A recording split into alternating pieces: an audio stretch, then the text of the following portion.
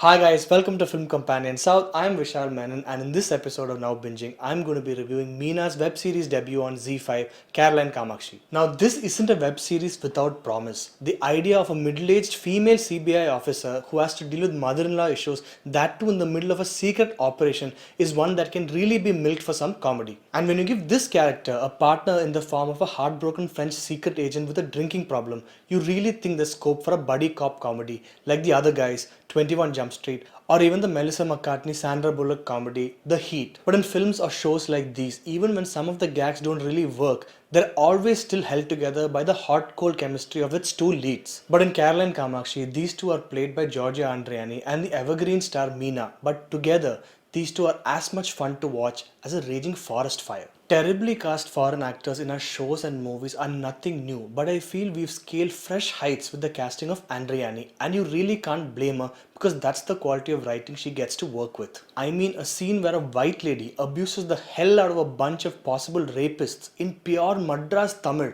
should have brought the house down. But the dubbing here and the awfully staged mass entry she gets is so off that you feel like you're watching a shitty camera print of a flop B-grade Bhojpuri movie. Not that Meena's character, a Tambram Mami in the show's words, is any better. Again, I don't think it's the actor's fault because I feel she can really pull off comedy, as was evident in a couple of her Malayalam films. But here, the tone of her performance is set to such a high grade of annoying that you feel she's the love child of Asin from Dasavataram and Pooja Kumar from Vishwarupa. It's the kind of show where the collective IQ of all its characters is minus 45.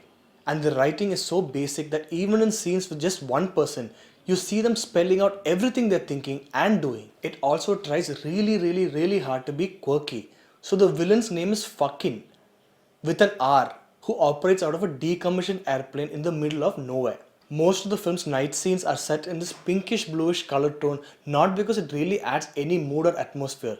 It's being done just because that's what they usually do in quirky shows like these. The show overuses drone shots like crazy, and it thinks it's being wacky when it uses calypso music in the background when they first shows Pondicherry. The plot is tatte thin, revolving around a stolen national treasure called Virgin Mary, which needs to be returned to the UK in order to avoid a future world war. This also leads to several virgin jokes, including an extremely heartwarming scene in which YG Mahendran tells a white guy that he knows how to fuck in 14 different ways. There's also a random timer that keeps ticking right through the show, and I still haven't understood what it's counting down to. And by the time the cop starts talking about a foreign filmmaker named Christopher Nolan, I could sense my 6-year-old nephew losing hope in humanity. Apart from that one funny scene where Meena abuses the hell out of some bad guys in all the languages she acted back in the 90s, there's not a single redeeming moment. But if you're into masochism or in the mood for some pointless self-flagellation, give this a shot.